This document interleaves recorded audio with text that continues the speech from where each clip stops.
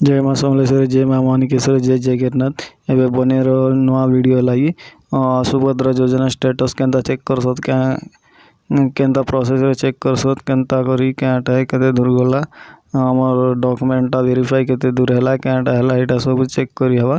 क्या जे बेले सुभद्रा योजना आजिकल तो मेन ही गला ओडिसा रे फेमस ही गला। देखिन एप्लीकेशन स्टेटस बोली कर देखो छे एंता चेक करि पारबे। मोबाइल नंबर रे और आधार नंबर रे भी चेक करि पारबे तो हमर स्टेटस केते दूर गला केटा गला बोली करी केनता चेक करवाटा केड़ा है सब किछि इति टिके मुई बतामी, खाली डिटेल बतामी मातो प्रोसेस केनता है जे तमे चेक करि पारबे।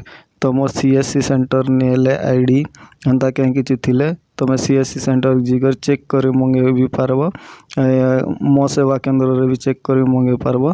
तुमर केते दूर गला तुमर आईडी ब्लॉक लेवल रे अप्रूव हैला के डिस्ट्रिक्ट लेवल रे अप्रूव हैला के बोली करी चेक करि मंगाबो। क्या का जे बोले सब बड़ भाग लोकटा मुई देखली जे केते लोकटा अप्रूव हैला ना ब्लॉक लेवल रे। एबे डिस्ट्रिक्ट लेवल के प्रोसेस हो जे तो ए कारण ती मुई जानी कर ई वीडियो बनाउ छे।